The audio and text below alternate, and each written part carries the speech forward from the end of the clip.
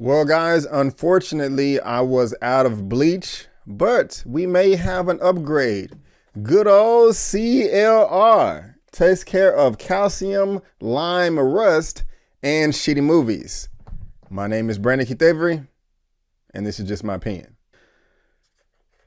Oh, let's get this over with.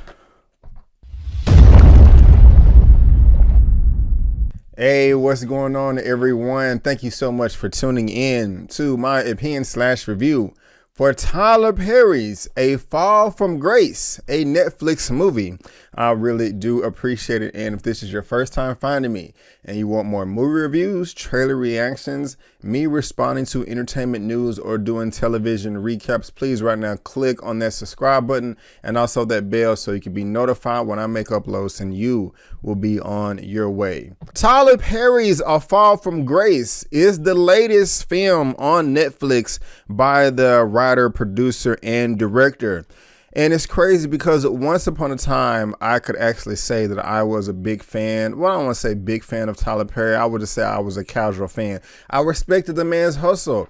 I mean, he was daring. He went after it. He had a dream. He was passionate. He's like, look, I'm going to produce, write, and direct my own films, whether you like them or not. I feel that there is an audience out there that likes my content, and I am going to deliver the goods. And I'm just like, hey, man, I feel you. You know what I'm saying? I like to do my thing on this channel too. I like to just give my opinion, and that's the thing. It's just my opinion. Everybody has an opinion. Everything is subjective, and so are your films. And so more power to you, my brother. And some of the films that I like from Tyler Perry have been, freaking fantastic, like Good Deeds. I thought that was a decent film. Daddy's Little Girl. Why Did I Get Married? Why Did I Get Married Too? And my favorite Tyler Perry film of all times came out in 2008, titled The Family That Prays. I thought that film was phenomenal with Sanaa Lathan and Kathy Bates and a number of other great actors and actresses. That is his best film to date, in my opinion. But lately, I don't know what has happened to Tyler Perry because I just don't understand. I mean, including this film right here, A Fall from Grace, it seems like his films are just getting worse and worse and worse. Like A Madea Family Funeral, Nobody's Fool, and Acrimony. And while I don't feel that this movie is as bad as Acrimony, it is still quite bad. But what is this movie about exactly? Well, Grace Waters, played by Crystal Fox, a longtime pillar of her Virginia community, stays composed when her ex weds his mistress and her son moves away. With convincing from her best friend Sarah, Felicia Rashad, she tries putting herself first, and a handsome stranger, Macabre Brooks, becomes her surprise second love. Yet any woman can snap, and Grace's new husband soon ravages her life, her work, and many say her sanity. Shudder in a cell awaiting trial for his murder, Grace's only hope for vindication lies with Jasmine Bryant, Brescia Webb, a public defender who has never tried a case. Co-starring Oscar nominee Cicely Tyson and writer-director Tyler Perry, A Fall from Grace is a mesmerizing thriller built from unthinkable secrets. Now, this thing just said a mesmerizing thriller, but to be honest with you, there is nothing thrilling about this movie at all. But to be honest with you, while I went into this film with low expectations, I have to be honest with you. The first 30 or 40 minutes of the movie wasn't that bad. I mean, people were ripping this film left and right. I mean, I just knew the bleach was going to come out, but I was watching it like, okay, this film isn't good, but it's not just horrible. I mean, the production quality, has dropped. I don't understand when Tyler Perry has produced and directed and written such, in my opinion, great films before, but it's actually just not that bad. Oh, man. But I spoke too soon and thought too soon, because when the story within this movie takes a turn, so does the whole quality of the whole thing. It just falls apart and becomes actually one of the worst things that I've ever seen on Netflix or any platform that we can watch today. I mean, it's all over the place. From the story being completely unrealistic, the dialogue is completely messy. The hair and makeup department, my goodness gracious, we're going to be talking about that. And it's just so overly dramatic and something that I just cannot accept to take something seriously. I don't understand what Tyler Perry is thinking. One of the things, you know, and I usually start out my reviews with things that I like about a film, and then I go into the bad, but there really is not anything that I like in this film. But let's just go down the list, starting off with the things that I did not like about this film. The first thing is, I thought that it gave women a false sense of confidence. What do I mean by that? Well, there is a saying that, you know, when it comes to dating, that, you know, he's out of your league or she's out of your league. I don't believe in that. I don't think anyone should go around in life with that mindset like, oh, I am not good enough for this person. And there is a few lines of dialogue in this movie where Mehcad Brooks, who is playing the handsome stranger, and Grace, who is being played by Crystal Fox, you know, they start dating, and Mehcad Brooks's character is half her age, and she kind of just says to herself, oh, why me? Why would you choose me? And Shannon replies to her, that's Mehcad Brooks's character, oh no, you shouldn't be asking that question. You should be asking yourself, why not you? You know, because you are worthy. No, that just does not make sense. In the dating world, guys, you have to be realistic.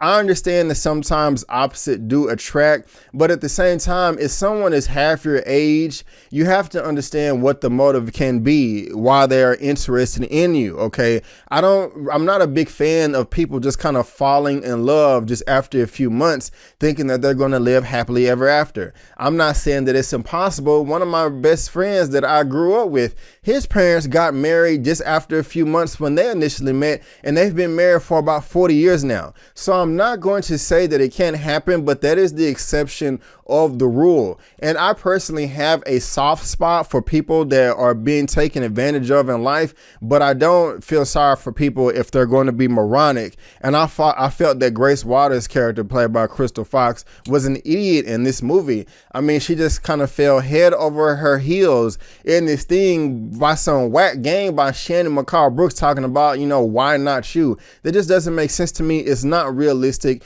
and I am not able to sympathize and empathize with the character that is going to be this willfully dense. And when I see films, I like to be able to relate to the characters. Another thing about this film that I did not like is, like I said, the production quality.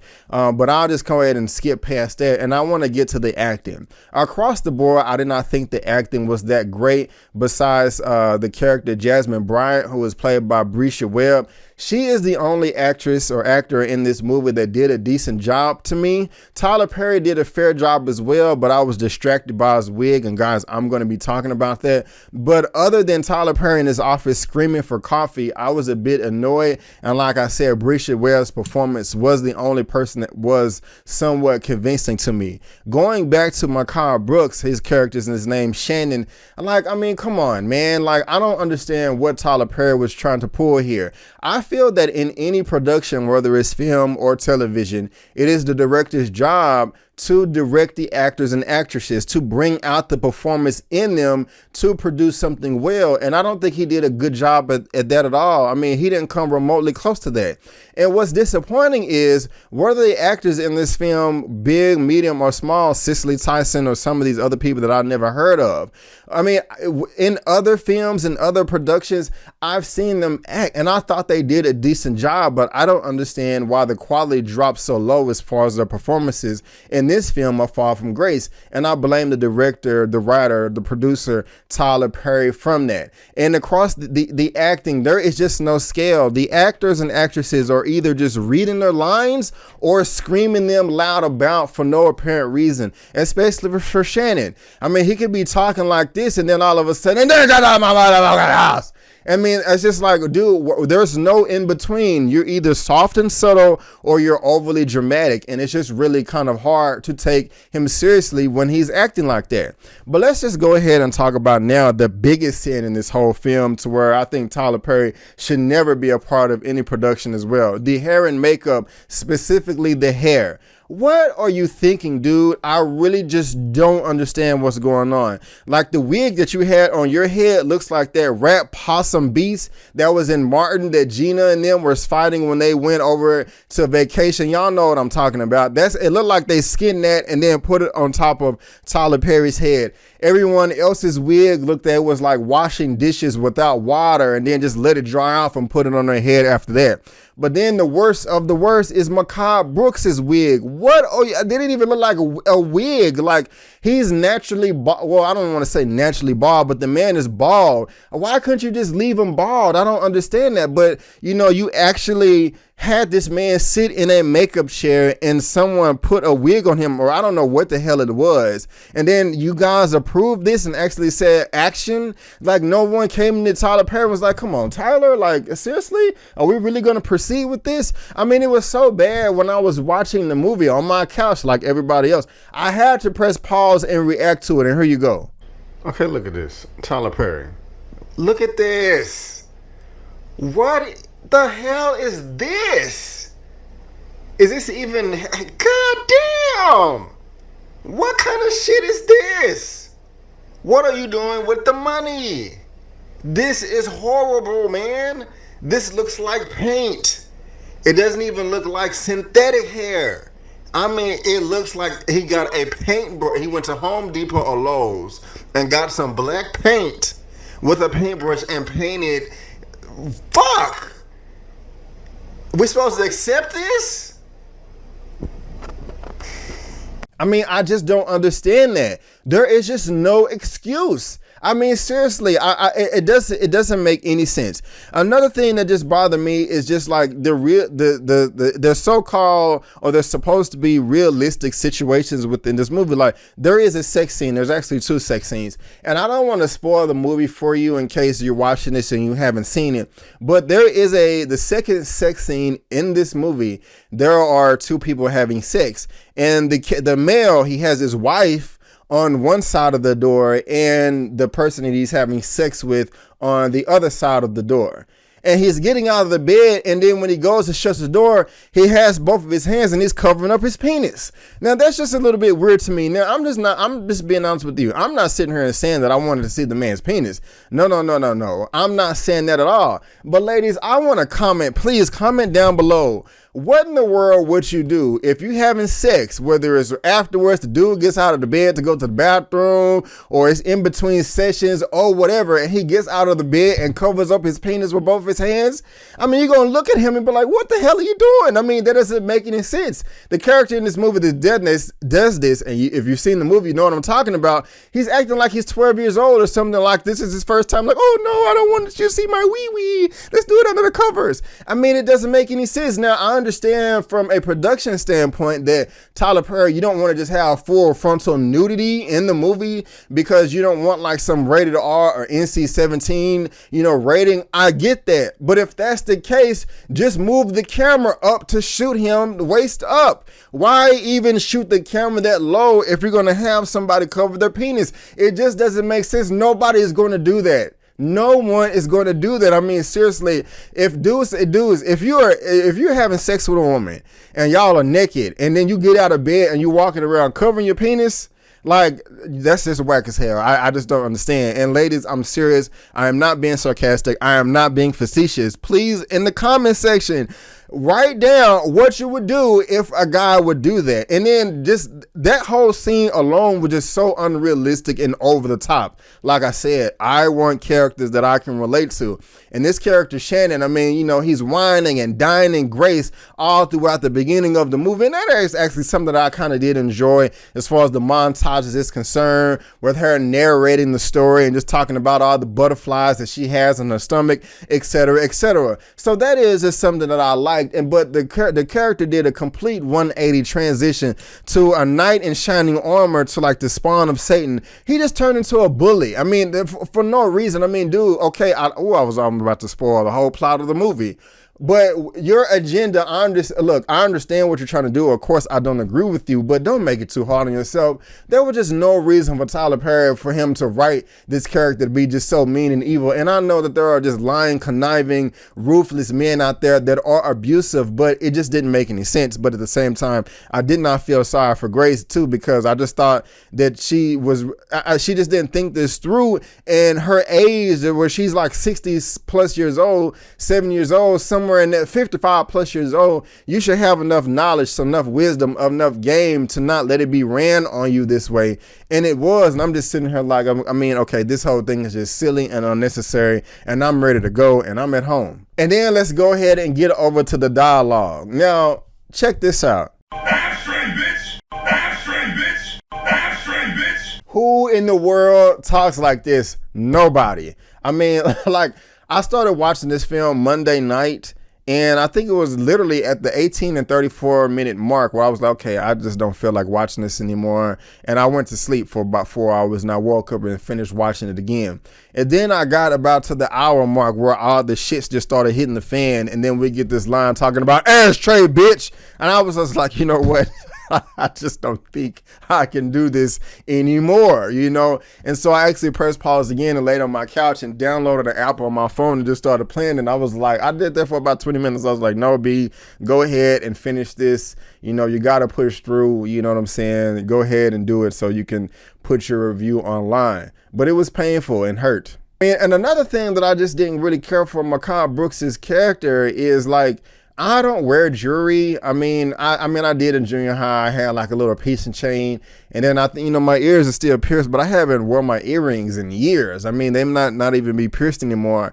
But why did this dude have so much jewelry on? I mean, he had about 3 or 4 necklaces, a ring on every other finger throughout the whole movie. I mean, I feel like he used the bathroom in it, took a shower in it, slept in it, had sex in it. I mean, I don't know. I mean, for the people that wear jewelry out there, do y'all wear your jewelry like this all the time? Like, I mean, if you're in a passionate moment, you're not, okay, baby, hey, let me just take off my rings and my necklace or whatever. You know, I don't know. I don't wear jewelry like that, so just, I don't know. But it was just a distraction to me, and it was just very, very annoying. But then we get to the murder of Macabre Brooks that Grace did, and that's not a spoiler. It's in the synopsis. It's in the trailers. It's, you know, on the posters or whatever. I mean, it was just like over the top, the blood splatter, and it was just like completely ridiculous to me. And I'm just, I mean, at this point, I just didn't care, and I couldn't take anything seriously. But even going back towards the beginning of the film, I mean, like, you know, Macabre Brooks, like I've said like 3 or 4 times, you just couldn't take him seriously. I thought his game was whack.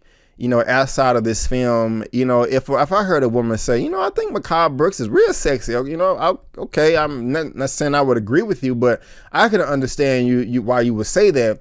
But I just feel like in this film right here, it was just diluted. Like he was just trying too hard. I mean, when someone is sexy in general, it's a natural thing. It's nothing that's forced. You're either sexy or you're not. You can't just try to be sexy. And him at the very beginning at this art exhibit, you know, trying to sip his wine like, yes, Ethiopia, yeah, Ethiopia, yeah, photography, yeah, lighting, yeah. I'm like, come on, bro. You're trying so hard, man. Just relax, take a deep breath. But it just wasn't convincing to me. And like the way he wooed her, I'm just like, this is just ridiculous. This is like cotton candy game right here. Come on, Grace, you better than this. I understand you may not care or want him to work for it, and you may just want to get your smash on, but it's just been a few months and you're just like, oh my God, I'm so happy. Butterflies. It's just like, it's just silly. And then she, I mean, like I said, you know, he turns into the worst. She doesn't do any type of background check. And yes, they had the scene to where the cop did it and, you know, it came up clean, but that's still just not good enough for me. And the last thing, because I feel like I'm ranting here, at the very beginning, like I think it was their first date, they're like at a diner at the of equivalent of like the Waffle House or something like that, and I think it even had a drive-through, but they were serving wine and the characters were just overdressed. I mean, the production quality just failed on so many levels as far as things like this is concerned. Guys, I didn't like this movie at all. It wasn't as bad as Acrimony, but it wasn't good. If I had to rate A Fall from Grace out of a 1 out of 10, I think I'm gonna give her a 2 out of 10. Yes, a 2 out of 10. You know, like if I was trapped on an island and there was only one piece of entertainment that I could watch, either the last few films from Tyler Perry, which are A Fall from Grace, A Medea Family Funeral, Nobody's Fool, and Acrimony, or the Sharknado series, I would choose the Sharknado series easily. And that's horrible because those films were trying to be bad on purpose. Tyler Perry actually put forth an attempt in this. I mean, Acrimony was shot in 8 days. This was shot in 5. What is going on, bro? And this is even more saddening because this is the first full-length feature film at your new Tyler Perry studio that you acquired in 2015 and brought to fruition last year with 330 acres. I mean, and man, if this is the type of stuff we're gonna get, you know, from this big studio, I'm not excited at all. I mean, I'm just not. And like, seriously, I don't understand how you can go from films like The Family That Prays, Why Did I Get Married 1 and 2, Daddy's Little Girl, and Good Deeds to the last 4 films that you put out. Because I don't know if your TV productions are taking up too much of your time and you can't balance both. But I'm convinced, like, seriously, I feel like somebody has kidnapped Tyler Perry's family or someone that he really cares for and taken them hostage and was like, hey, dude, listen, you're just going to make shitty films. And if you don't, we're just going to blow your family away. That's the only way that this makes sense to me. But anyway, guys, I said all that. If you like the film, that's perfectly fine. All films are subjective. But, you know, in the end, this is just my opinion. So guys, if you like the video, please go ahead and give me that thumbs up. I really do appreciate you tuning in. Also, guys, please subscribe to the channel. You can also look me up on Facebook, Instagram, and Twitter. All the good stuff is right there at the bottom of your screen, and I'll have links down in the pinned comments and in the description box. But, you know, please let me know what you think down below. Let's get this conversation going and keep it flowing. But guys, again, I just want to thank you so much for tuning in. And before you go, don't forget that my name is... But again, guys, I just want to thank you so much for tuning in. And before you go, don't forget to always chase your dreams, because I'm chasing mine. My name is Brandon Keith Avery, and that's just my opinion. Peace.